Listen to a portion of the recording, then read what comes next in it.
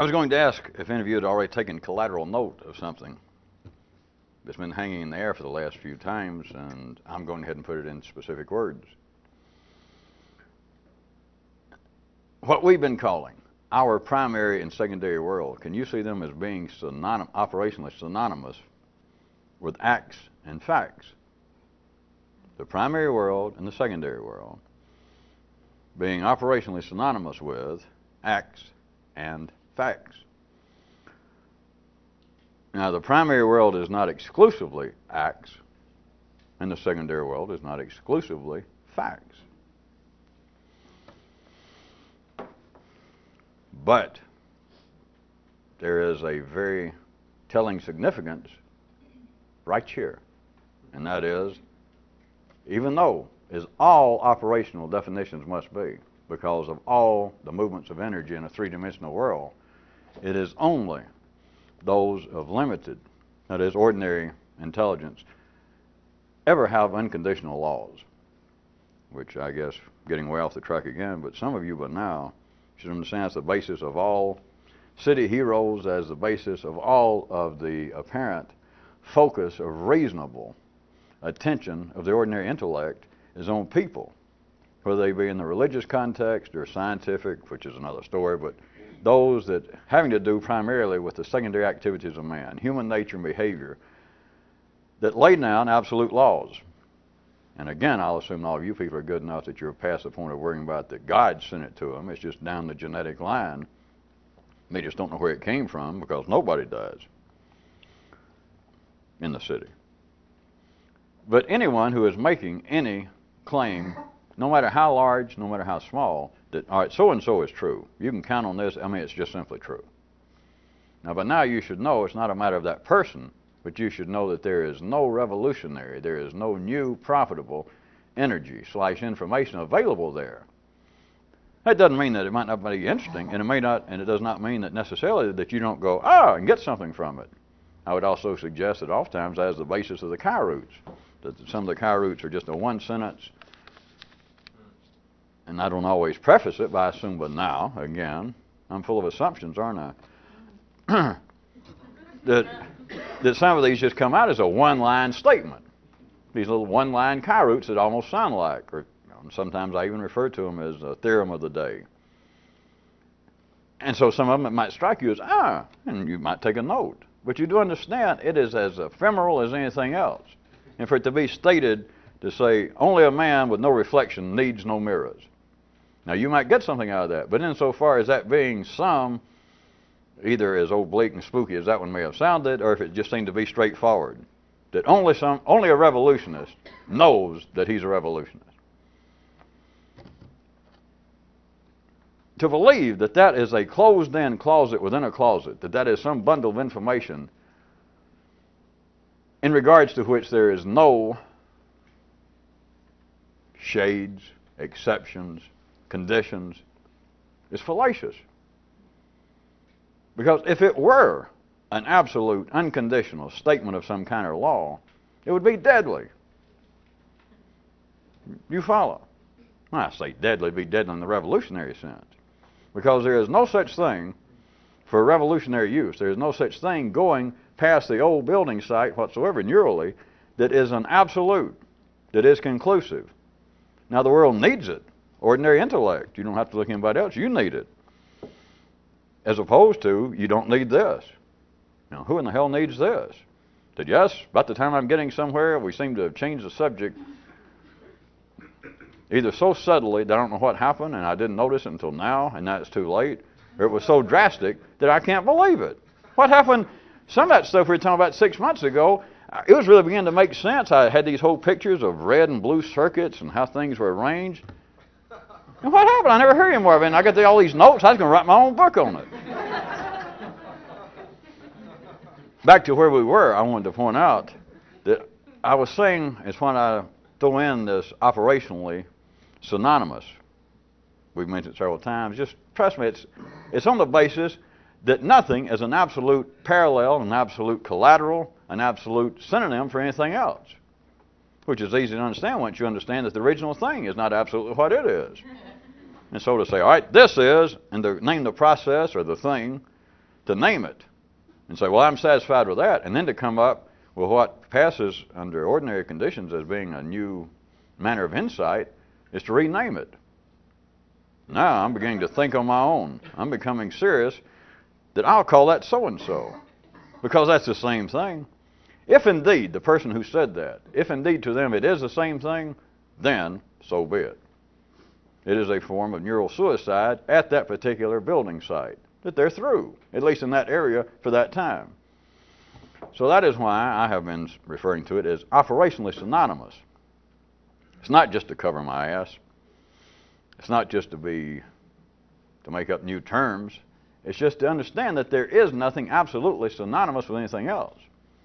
But nothing is exactly what it is anyway, that you should start off and just say, well, charity does such and such in life. You are back to the position, remember, that one of the Chi roots that pointed out that ordinary men cannot normally piss on, that should read pass on, information without in some way referring to themselves. You remember that one just a few days ago. I didn't comment on it before, but I've commented on it prior to that in other ways. But now I assume all of you can hear it. If you don't hear it here anymore, and you wonder whether it's still going on, just turn on your TV or your radio. And everyone from presidents to every expert in the world, every city expert, no matter what their credentials are, it is more and more this. No, that's not the point, but you should be able to hear it more and more, that their proof, the basis, the evidence of their expertise is more and more anecdotal. They'll say, well, here's a book by Dr. So-and-so, the head of the psychiatric teaching division of Johns Hopkins University. Something is very impressive, and they'll bring the man on, and by God, he looks impressive. All dressed up, clean. And he talks about so-and-so, and the interviewer says, well, of course, I couldn't read the whole book. I didn't have time, but I was interested in, I believe it says here on the dust jacket that you're saying that it's time for a new approach to psychiatric medicine in the 21st century. And the doctor says, yes, well, I've been researching that for a long time, but what's interesting is just the other day I was talking to, I said, you don't notice it much anymore. And it's not an attack on people. But you should be aware of the fact it is anecdotal and is always, in some ways, self-referring, and it gives the appearance, not just for this man trying to impress the audience, this doctor, but it is a feeling of a kind of conclusiveness to oneself that if what I'm talking about happened to me, it has some significance. You follow the interviewer says, well, it says, you say here, or at least on the jacket, that you say it's time for a new approach in psychiatry today. And it also says, or I was reading somewhere, they told me one of the staff said that you've received a certain amount of flack from that. And the guy says, well, you're right. And then he will immediately fall into some form of self-reference. And the self-reference, in a sense, if we were playing psychological paradigms, it is like a coddling of himself. It is like that he is stroking his own brain. That yes, I am on the right track, yes.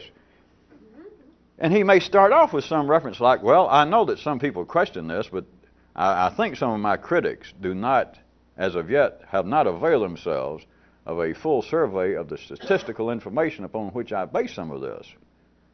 And the reviewer goes, huh? Which if you're saying at home, you're doing a version of huh, like, how boring. And the man, that is the line of genetic succession running through him, knows what it's doing, so it'll stop that just after a little bit. It's like a preface of, well, I got to say this kind of crap because I'm an important person. I wrote a book and I'm in the teaching faculty. So he says, I don't think that they have yet availed themselves or have studied from a truly clinical observation, from a view, the objective information upon which I based most of my findings. And then he says, as a matter of fact, one of my patients, of course I can't give her a name, but had been giving me, and you don't normally hear it, and people then begin to take interest. It is life again working its wiles because it will get other people's interest, that here's something that happened to the guy. Except now it's not some actor, it's not some rock musician saying, yeah, well, that's interesting. That last tour, we got arrested 3 times in the Netherlands. Can you believe that? The Netherlands for dope.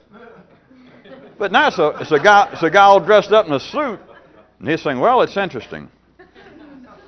It's always I. It's always anecdotal. It is always self-referring. But it will not only get the audience's attention, that you'll listen up more, that he's going to give an interesting story, something happened to him. But it's also as though the transformer itself, the speaking transformer, in this case a person, it is as though he's going, I'm all right, you know. What I said in that book, what they're asking me about, it does have some validity by God. You know, forget all these phony baloney numbers and all this stuff, because he can't remember this. He keeps referring to the statistics upon which I base this. If they're a reporter, which they don't, because again, life's arranged, and this interviewer is not going to say, wait a minute, sir. I've been doing interviews with writers and doctors and rock musicians for years, and constantly, especially you guys that pass yourself off as scientists. Of course, I'm making up something that, of course, verbally, you hear this and it could happen, but you understand it couldn't happen. But if it did, by then, Dr. So-and-so will be, what in the hell's going on? And the interviewer says, just a second. No offense, but I have been going through this same kind of song and dance with people like you, and I'm sure you got qualifications. And I'll ask some question about, well, I understand that there's a certain amount of resistance to your new theories. And you say, well, yes.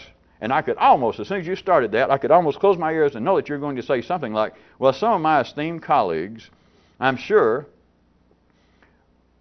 are attempting to serve the best interests of the psychiatric profession, but it just so happens that I have been in closer contact with some people working in areas where there are statistical information that I am certain they have not availed themselves of in their opposition to me. I think you could ask them. I knew you were going to say something like that, so let me ask you this. Now, I didn't read your book. I mean, it's 1,000 pages. I have no doubt it's good, and it's on the bestseller list. But tell me, what statistical information? Why do you say that? And just leave us to go, oh, well, if he says that, that means that they don't know what they're doing. Well, give me an example. The guy can't remember. And if you follow what I'm saying, and you know when that's not an attack on the doctor, the psychiatric profession, or the world of academia, but it's very likely, since people do not work alone in the city, that a large part of the book, especially the dry statistical part, and this guy's 60. And he's already done his share. He got undergraduates. They're the ones to put together most of this, and he just put his name on it. And so he don't know what the statistics are, but notice the sound of his own voice, that is, the energy running through his own nervous system when he says, well, I know there are some of my distinguished colleagues have taken me to task, but I don't think they have thoroughly read my book. And even if they have, I'm just going to tell you, because the information is so fresh, and it was done in the University of Heidelberg, which, and of course, most of them have not been over there recently, and so I would suggest, most humbly, most professionally, that some of the information upon which I base my conclusions are not readily available to my very worthwhile critics. You follow? It makes him feel better. Back to what I was talking about, operational synonyms. You didn't lose your place, did you? I was going to suggest they are not absolute, but I was suggesting to you, in the order in which I present them, the primary and secondary world being operationally synonymous with acts and facts. You understand? The primary world being synonymous, operationally speaking, with acts. The secondary world being operationally synonymous with facts. But now, if we were some kind of real hotshot, dressed up, let's get serious and collect some money, some kind of cult or attempted philosophical system of some kind, then I could stop here or anywhere and say, all right, now we got to get this straight, because this is the basis of everything that will come after this. All the books I plan to write, everything I plan to do, but you've got to understand, what we've just called the primary world is the same thing, but I won't expand and talk to you. It has to do with the world of acts, because I've already inferred, I've mentioned that the primary world is silent. It does not need the reinforcement of descriptions. It does not need, when we get down to the basics of the sex and shelter and sustenance, it does not need any verbal, cultural codifying. It does not need to be coddled by man's intellect. It operates on its own. And the secondary world, that civilized, that almost make-believe, that invented world of man, is the same thing as facts, talk.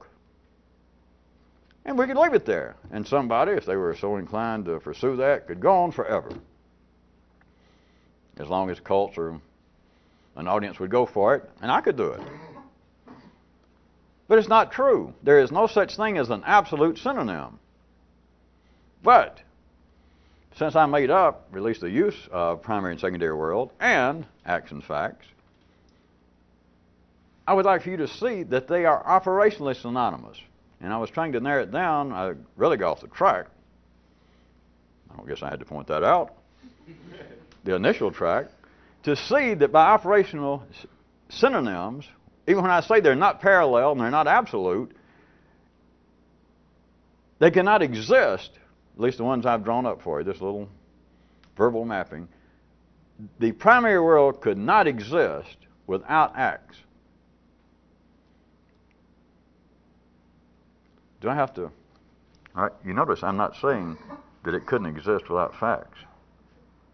That was sub rosa, sotto voce. You know, pretend, get your partner up here, the king, assuming that all of you people's present king is somewhat of a,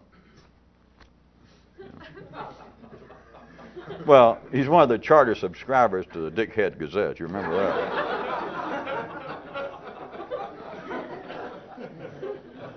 I was going to mention, but some of you might, they're expanding their, we'll get into that some other time.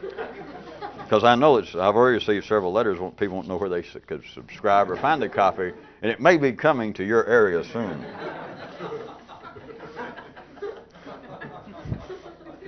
Or put a dirty way, it may be in your area, and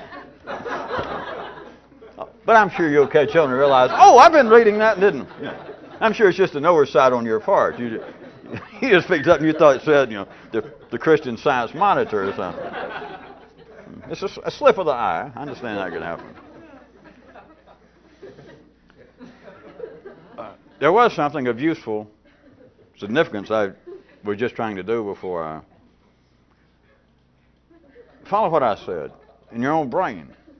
It's not to learn something from these maps I'm making up, but it has to do with the operations of the intellect, the movement of energy. That I did not say that the primary world was absolutely the same thing as the world of acts. That is, the world of considering that we could divide things either in the primary world and the secondary world and take everything in that man does.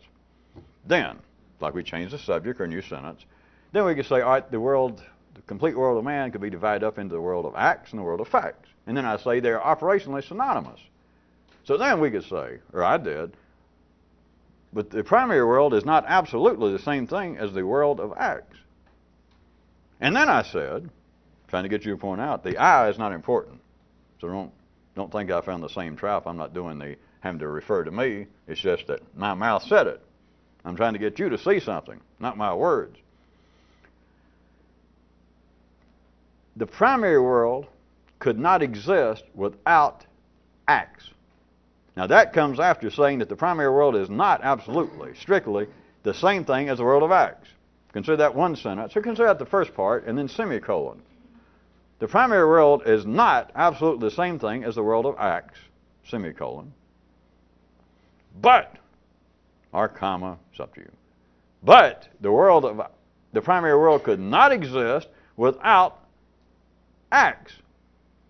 And then the one I did sotto voce is don't let anybody say it's like we didn't say this because I didn't want to say it, but I'm going to say it, and then you figure out, well, why is it you wouldn't want to say that? See, because your own brain, you're supposed to move from your own neural site, and it's just, we may be in a hurry. I don't know whether you've got enough years or months or whatever thing. It's why I go along and do it sometimes for you. But once you see it, then pretend I didn't do it for you, that you did it yourself. Which is, that's the way you're supposed to. Just you see it and then forget where it came from. Notice, we did not say the other way around. So we're trying to, in a sense, narrow down, pick on, kick around the idea of absolute, strict synonyms. That's why I said, all right, even though I said they're operationally synonymous, the primary world is not absolutely the same thing as the world of acts, semicolon. But, and now notice, we did not say, now we're back to sotto voce, we did not say, but the world, the primary world, could not exist without facts. I said it could not exist without acts. But I'd also said that it was not strictly that. And so your own intellect is supposed to start that kind of neural version of the Okefenokee, a floating river with apparently no banks. It just, you got to go on beyond what the verbal maps would tell you, what it would seem to be the limiting of your own neural flow. That, all right, I got that. Screw that. Whatever it was, is let it drift out, so that in your own way you can do sotto voce to your own partner, to God, so it's not so and so. And then what you want to do, perhaps, is go, but that means it's also, and that's when you're supposed to. In other words, you do not have to answer the calls that your own mind tries to ring up. Now you can think, well, wait a minute, that's going to help me to think that. Don't be too sure. No, if you got any doubt, like, wait a minute, I shouldn't think that, because many of you are to the point now that you have serious doubt and you know how to operate at times, that there are things that you see and understand and you know not to say it. Even if you go say it, you know, God, I wish I'd done that. So here, the information's already there, but that's when you want to turn off. You don't have to answer the phone. The ring, you already understood the ring. The ring said what I didn't say. The ring did the sotto voce part to you, let's assume. Now I said, all right, they're not the same, and they overlap. But even though the primary world is not exactly the same thing as the world of acts, it could not exist without the world of acts, period. And your phone went ring, but it also couldn't, because you already inferred it. You just didn't want to say it for some reason, or you forgot. But it also could not exist based on what you said. Maybe you say it yourself. It could not exist also without the world of facts. And so that's what you hear ring, and you know if as soon as you pick it up, it's going to say, but it also couldn't exist without the world of facts. But by now you should know that sometimes, and I'd hope maybe that you have some suspicion that sometimes I do it on purpose. And so you hear the phone, and if I didn't do it, why should you go answer the phone? Because you know what they're going to say. Of course, you can be ordinary, according to what I hear, and you just sit down to supper. In some way, these guys in the boiler room, they watch the clocks and they start calling everybody in suburbia, especially the Presbyterians, about what time? 6:15? And so there you sit down to eat. But your family, the phone rings. And you stand up. This is what I hear. And you say, I know damn well it's going to be somebody trying to sell me stock again. Those half-penny stocks this time. And you go over the phone and pick it up, and sure enough, they say, hello, this is whatever they say. And you look around to the people like, I told you. Do that to yourself. You heard the phone ring, and I said, all right, they're not the same thing. They overlap. But let me point this out. The primary world, although it's not the same thing as the world of acts, it could not exist without acts. Period. And I pause a minute. And the phone rings, and you hear it saying yes. And you know as soon as you pick it up, it's going to say, but it also could not exist without the world of facts. You didn't have to do that. Don't do that.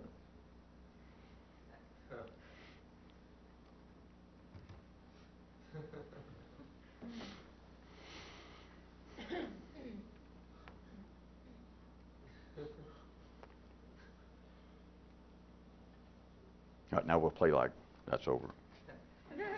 Back to the overlapping. Back to the overlapping.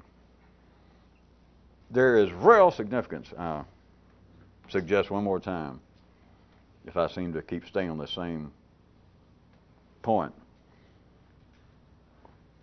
Our little private descriptions of the primary and secondary world can be seen in a useful manner as being operationally synonymous with acts and facts.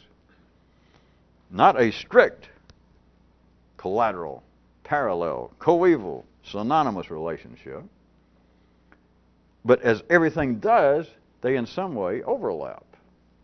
But the world of acts, the primary world could not exist without the world of acts. And the secondary world could not exist without the world of facts. And of course, both of those, I left out the other side for your own system can ring and go, well, I can fill in the rest. Take it, in a sense, a little bit more directly, a little plainly.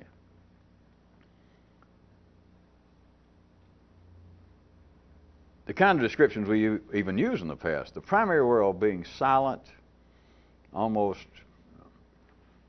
it's a larger reality behind such Freudian notions, such psychological notions as man's subconscious.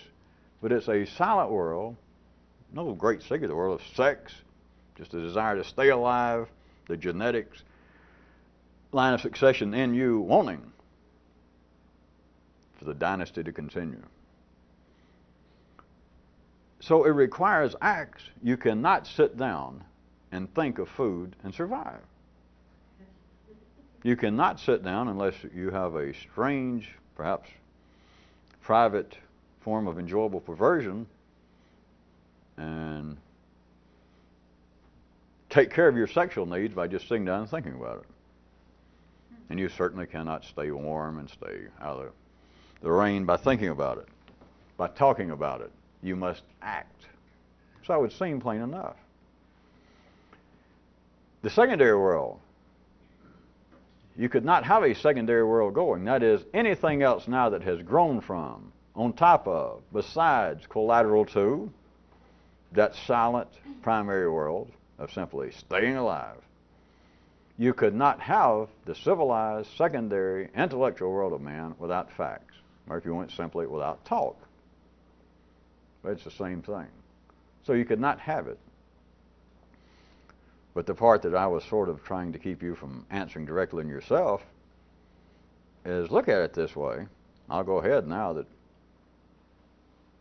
I'll assume that you already got something out of it. The secondary world could not exist without acts.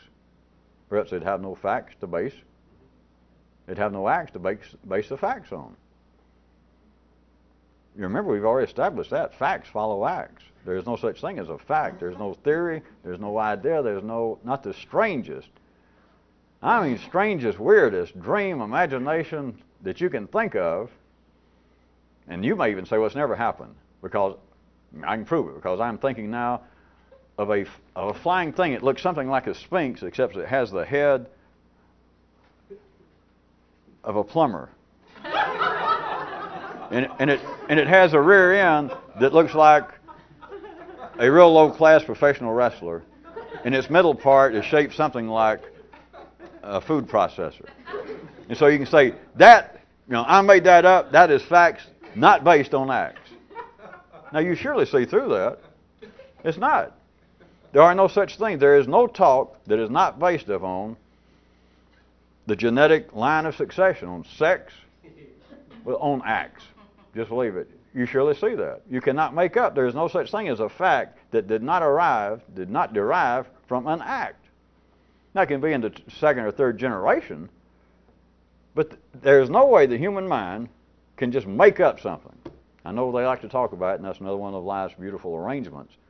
That's part of being a creative artist. That's part of being an intellectual. That's part of being a dreamer. Is I can make up stuff. Yeah. After the act. So note, there could be no secondary world. I don't care if it is imagination. If it's somebody who has a book of fiction and say, this is science fiction, this is stuff that has yet to happen, or I based a little of it on current scientific reality, but I have taken it far into the future. I have pushed the limits of man's imagination. Someday even perhaps science will catch up with yours truly. But I made this crap up. Right. You did not make up anything that did not spring. That is fact. And I'm saying fact now is opposed to an act. Fact includes fiction. You did not make up a fact. No one can make up a fact. You surely follow that by now, the way we're mapping this. It'd be like saying, I found a leaf before there was ever a tree. If you found a leaf, just take it simply. I assume you're sane enough that you will accept my humble prediction that there is a tree somewhere. I mean, if you found the one leaf on this planet, the first one, nobody ever seen one, maybe you even hid it, and you started writing a fiction series on a leaf, and you described it, and no one else had ever seen it, would you accept my proposition that somewhere on this planet is a tree? All right, to believe that the human mind can make up a fact without it springing from an act would be a similar situation. But also notice, now take the other way. The world, the primary world, could not exist without acts. Remember, we went ahead and said that And then Sabrosa tried not to say the other part of it. So now we'll go ahead and say it. You could, from a strictly deli view, if you were playing a kind of intellectual butcher, you could say, which we've done a little bit of this just in passing, you could say, all right, wait a minute, the primary world could exist strictly on acts. And even based upon my own kind of mapping, I could say, all right, you're right, it could, except note this. If it had stayed there, then it would not be possible, period. It'd just not be possible that you and I would be standing here talking about it. And you and I is not the point. If you were the only person on this planet, if you had not, if life had not started a secondary world in you, you would not know anything about acts. You would be acting, but there would be no primary and secondary world. Do you follow? We can certainly say by my own mapping out. I admit it. By that own mapping, you could say that a primary world inside of one human, or the primary world if humans were back at that level, could exist without facts. Because what facts do you need if you're just operating on the, put it crudely, but on the kind of animal level of screwing, eating, sleeping, getting out of the weather, self-preservation to carry yourself on. If you're operating at that level, if you're now suddenly thrown back in some feral condition, you're out there alone on some island somewhere, no other human, you got to stay alive.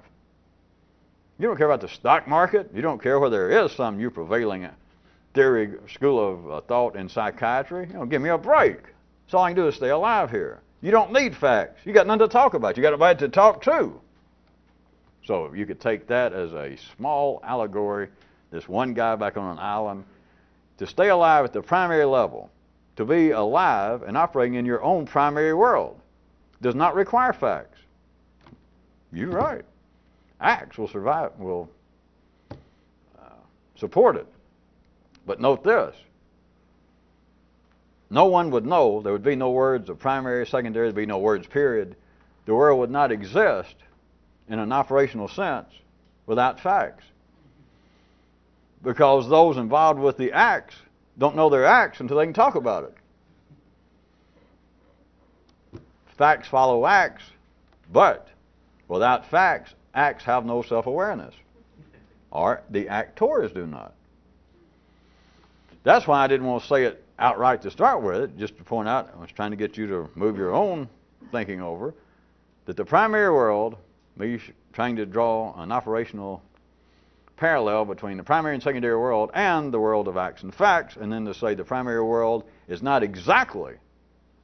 limited to the world of acts, but it could not exist without them, and then the unsaid part being what I was hoping that ordinarily you should do, the unsaid part being, well, you're saying that it could exist without facts. That if you're trying to really say something, if it's some kind of theory and you're trying to make it establish as much sense and logic as possible, to say, all right, they're not the same thing, but the primary world could not exist without acts, period. And the inference being that it could exist some way without facts. And then to say, all right, the secondary world could not exist. It's not exactly the world of facts, but it could not exist, period, without facts. The inference again being, well, since he didn't say it, then the inference being that it could in some way exist without acts. Neither one can. No one finds that interesting.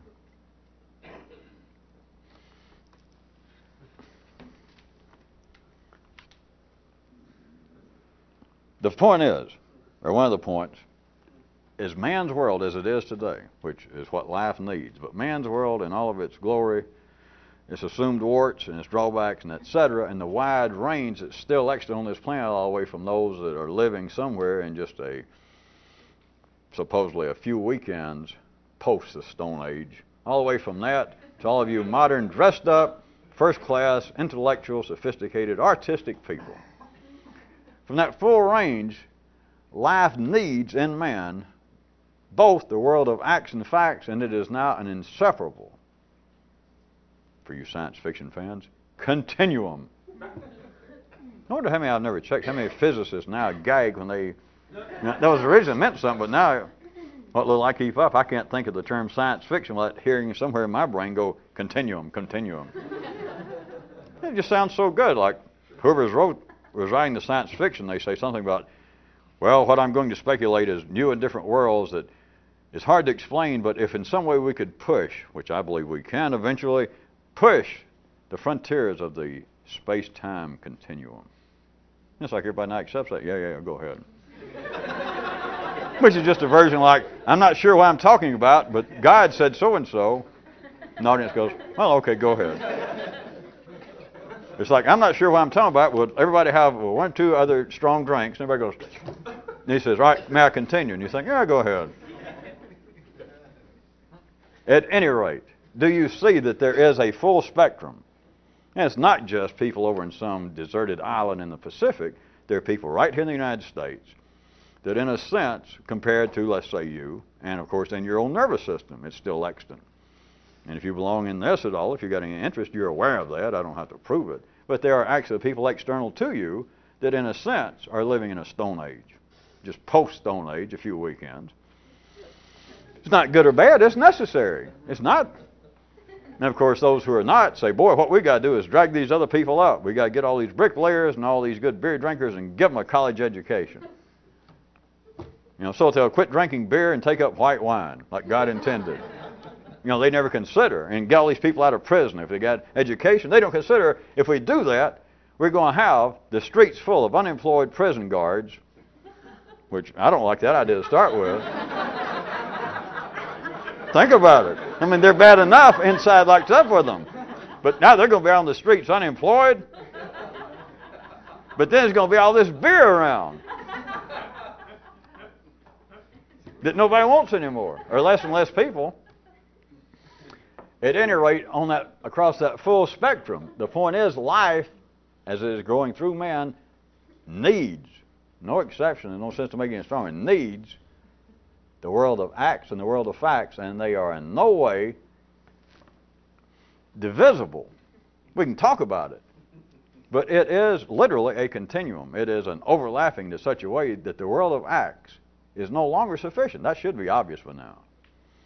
There's still that kind of dream in man. It's still the easy way to describe it. It's the old dream of the, why can't we return to the Garden of Eden, or the noble savage syndrome of, boy, we'd be a lot better off if we weren't so smart-assy and sophisticated, and if we'd go back to the land, go back and just live simple, decent lives.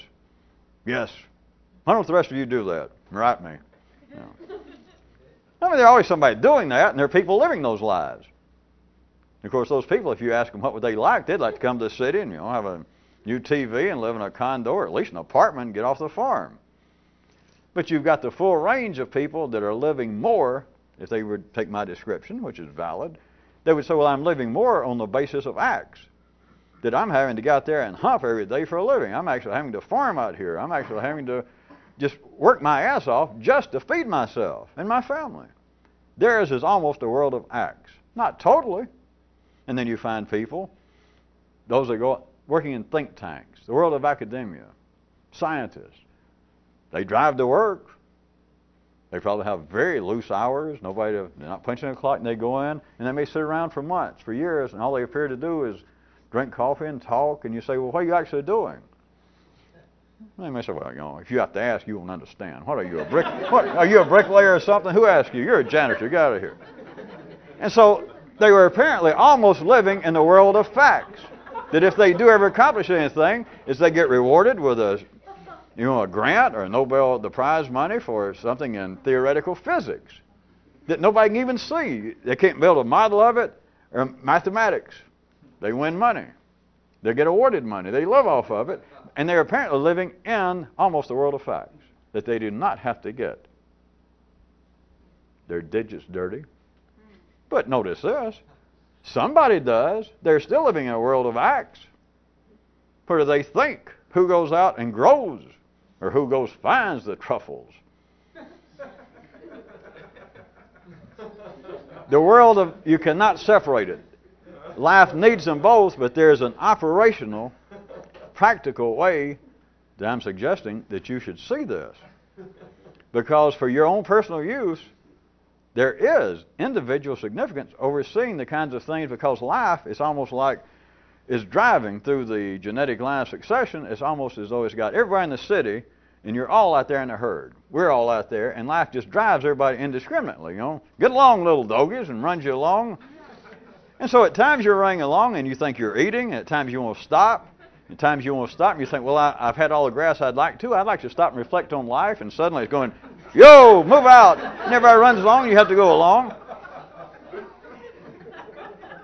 But it's only ordinary intellects then find some fault with that and think, well, life is too crude, or life is too smart aleck, life is going too fast for me, life is going too slow. The herd's got to move. The city's going to exist. You're still going to be staying in a river, but it's what you can do internally, inside the herd running. That's why I've been wanting to call it for a while an individual revolution. Not an external. It's not you out there trying to stand up, which, you know, is, pardon the phrase, is idiocy on the hoof. His life has got the herd running, and you suddenly stand up and holler, wait a minute, I'd like to say it.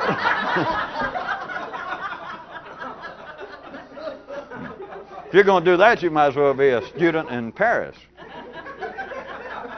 Well, you might as well send in your resignation. But all of you, surely, that's not the revolution. It's internally, because life has got to drive things. You simply got to see it with what I'm trying to infer again today. The individual significance is to understand what's going on. It's not that you're going to, that's not even the point. And it's not even profitable if you could. But it's not that, wait a minute, I'm going to straighten the herd out. That is, I'm going to save life. You know, right. But though this is not an unfair description of life driving the city, life driving the herd of humanity. It is the genetic line of succession striving for its own preservation, which, if you hadn't noticed, it is succeeding in a splendid manner, regardless of what you think. But it is as though it is driving a herd, and every mother's son on this planet is having to run. When life says, whoa, everybody runs.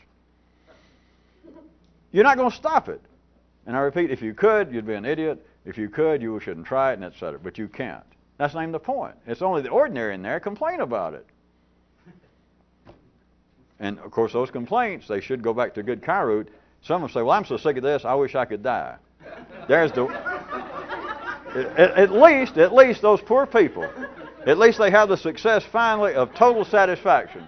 They say, I've tried to straighten out life. People they step on my toes, and all these other creatures, sometimes they defecate here and get it on me, and they smell bad. I just don't know what's going to happen. I've tried to help them. God knows I've tried. Sometimes I'm so sick of it, I wish I could die. Well, there you are. You know, thank God you can find that's one area that everybody on this planet can get their wish. You know, sometimes I just wish I was dead. Well, sir, you've finally come to a place, by God, that your wishes can be realized. It is individual. It's as though that you are one sheep, one cow in this complete 15 billion herd, but internally, you can be doing something else. That is the neural revolution. And that's to understand that it is necessary that we be driven in a primary way, a secondary way. It's necessary at times that apparently those around you and you are being driven by the nature of facts, and at other times the nature of acts. But for you to complain about however the wind's blowing, you've got to understand you're an idiot. I'm sorry, you're ordinary. You're a better man than we are. But you are ordinary. There's nothing to say about, wait a minute, there are too many facts going on here. I'd rather have more action, is what I'd like. Or conversely, no, you're wrong. I think we've got too many acts as it is. Life is too crude. We need to be thinking more. That is the movement of the herd. That is the line of genetic succession. It is only an individual person here and there that can think more than they have to. And to think more than they have to is to think beyond any of this, and we're out of time again. I'd like to thank you for inviting me into your homes. Notwithstanding that somewhat regrettable, those few circumstances of your towns and villages being burned and many of you people being, oh, that was a Kairut, wasn't it? Nobody laughed at that one much. that made the toast to all the towns and cities that they had plundered and burned and all the people they had maimed and destroyed. And I'd, of course, like to thank you for having invited me. We will assume, will we not, that there is a heavy allegorical message in that. Because I know we do not want to assume the alternative.